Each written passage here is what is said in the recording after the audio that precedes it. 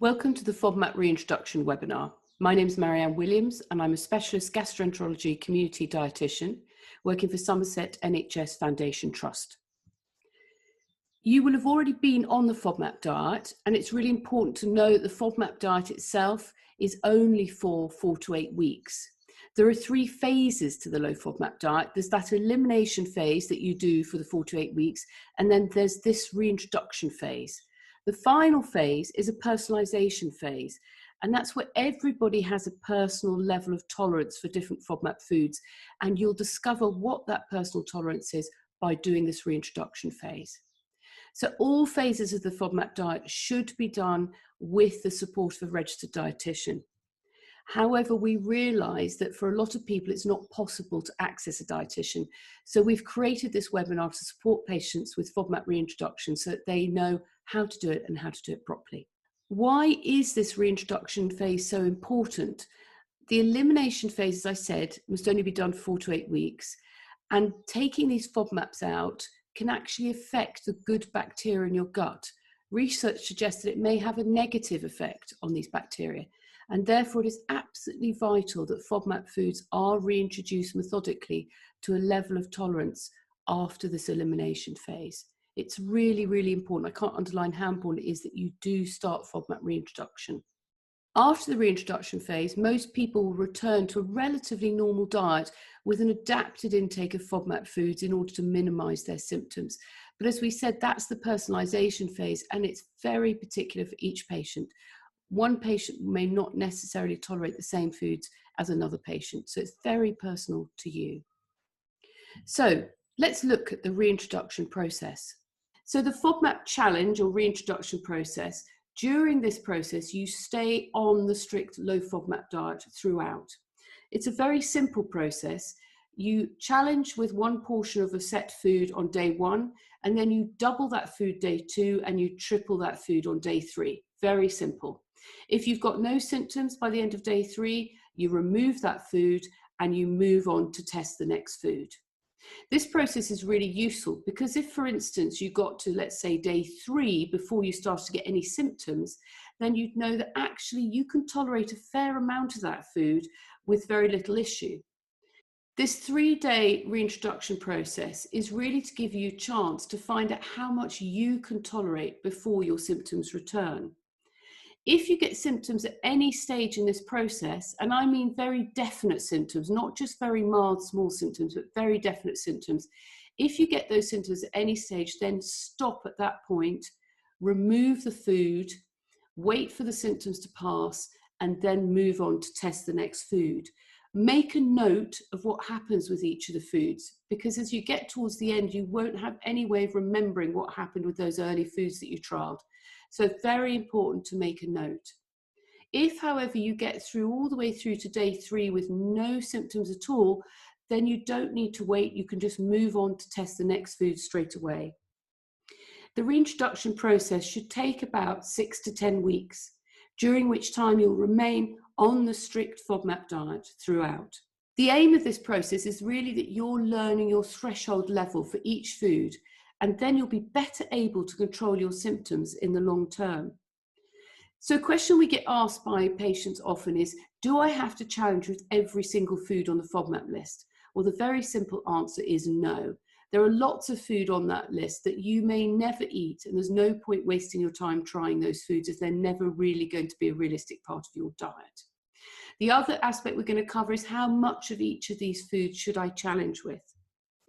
So if we look at GOS, which stands for galacto-oligosaccharides, lactose as well, and fructose, these 3 FODMAPs, if you introduce one of these FODMAPs, then you will probably be able to tolerate the others in this particular food group. So to give you an example, fructose, we normally suggest people test their fructose tolerance by using either honey or mango.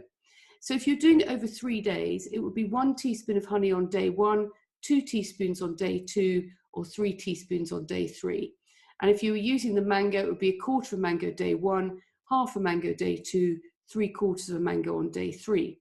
Now, if you tolerate honey or mango, depending which one you decide to try, then the chances are that you will tolerate other foods that just have fructose in as well. And you can see a list here. So boysenberries, fresh figs, fruit juice with more than 100 millilitres, sugar snap peas, and agave nectar that's light. So the same applies for the galacto-oligosaccharides. With lactose, most dairy products are not high enough in lactose to cause a problem, but milk and yogurt are. So these are the ones that you would have removed or changed in your diet while you were on the FODMAP diet. You wouldn't have had to remove the other dairy products. So when you're coming to testing lactose, you can either choose to test it with milk or natural yogurt. So you could test with 125 mils of milk on day 1, 250 on day 2, or 375 on day 3. And it would be the same with the natural yogurt. If you decide to test lactose with natural yogurt instead, it would be 125 grams on day 1, 250 grams day 2, and 375 grams on day 3. So as I said, with these 3 food groups, fructose, galacto-oligosaccharides, and lactose, if you tolerate one in each of these food groups, the chances are you'll tolerate the other foods that fall specifically into these food groups. Use the same food for each of the 3-day challenges. So for instance, you decide to use honey for the 3 days. Don't mix and match different fructose foods. And the same with the galacto-oligosaccharides. If you decide to use chickpeas as your tester, then stick with chickpeas for the 3 days. Then you have polyols. Now polyols are separated into 2 separate groups, sorbitol and mannitol. In the sorbitol group, we generally suggest you test with 1/4 of an avocado. And here we've got 3 tablespoons of sweet corn. I actually would also suggest that half a corn on the cob would be a good alternative to the 3 tablespoons of sweet corn.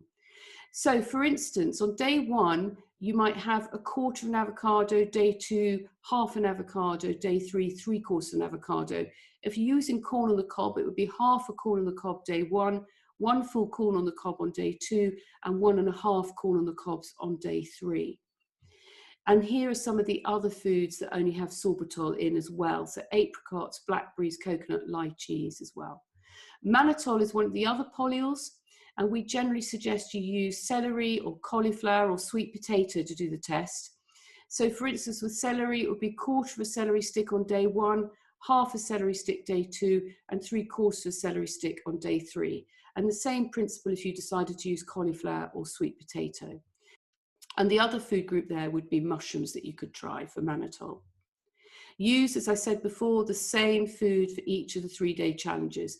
So if you decide to test sorbitol with avocado, then you do avocado only on those 3 days. Fructans are a different group. There are lots of foods that fall into the fructan group. And if you tolerate one, it does not necessarily mean you'll tolerate another one. So if there are fructans that you are missing from your diet and you particularly want to get them back in, then it's important you test each one individually.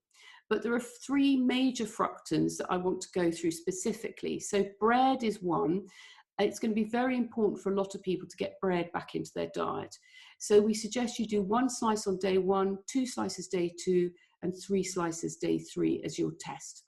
Obviously, if you get symptoms at any point during the process, you stop, remove the bread from the diet again, wait till symptoms have passed, and then move on to test the next food. But do make a note. Onion is the other fructan that I really want to look at.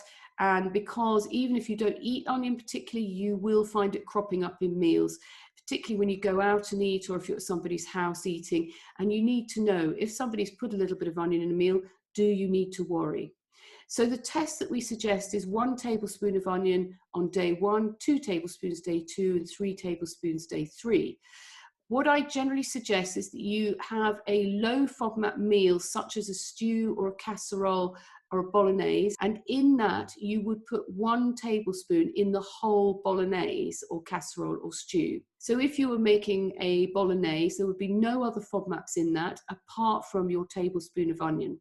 And the next day you would make the same meal, but you put 2 tablespoons in, and the next day 3 tablespoons. So the concentration of onion is increasing in that food each day. Again, if you get symptoms at any point, stop, remove the onion from your diet, and wait till the symptoms pass and move on to test the next food. Garlic is the 3rd fructan that I think is really important for people to trial. And again, it's because it appears hidden in lots of meals and you really need to know, is garlic an issue or not? The quantities that we suggest for the challenge are 1/4 of a clove in a low FODMAP meal on day 1. So the same as with onion, you might make a casserole or a bolognese and it would have no other FODMAPs in, so no onion for instance, and you would just put your 1/4 of a clove on day 1. On day 2, it would be 1/2 a clove, and on day 3, 3/4 of a clove. And you would see whether you get symptoms. Use the same food for each of the 3-day challenges, obviously, on those foods. But there are lots of other fructans in the vegetable section and the fruit section. And each of these, if you're missing them from your diet and you'd like to get them back in, they each need to be tested individually. And we suggest for each of these that you use 40 grams on day 1, 80 grams day 2, and 120 grams on day 3. Use the same food for each of the 3-day challenges, as I've said before. So tips. What if a food contains more than one FODMAP? So on day 1, you would challenge with 40 grams, on day 2, 80 grams, and day 3, 120 grams. So very simple. Don't forget that too many high FODMAP foods over a short period of time, for instance, in one meal or in a 24-hour period, may cause symptoms. So it may be that on an individual basis, each of the foods is tolerated very well, but when you start to combine them or you have a high FODMAP meal, you may run into trouble. So to give you an example, if you went out for dinner and you had leek and potato soup with garlic bread and a bowl of pasta, that's an awful lot of FODMAPs in one meal, and you may well run into symptoms despite the fact that when you tried each of those foods individually, they appear to be well tolerated. So it's all about how much can you get away with before you get symptoms. We also look at a very pragmatic approach to the FODMAP reintroduction. And if you find the quantities that we've given you slightly difficult or not realistic for you, then we suggest that you try 1/2 of your normal amount on day 1, a full amount that you would normally have had prior to this diet on day 2, and then 1.5 times your normal amount on day 3. So for instance, a lot of people would say that 1/4 of a clove of garlic quite simply is not realistic for them. They're normally having 3 cloves in every meal.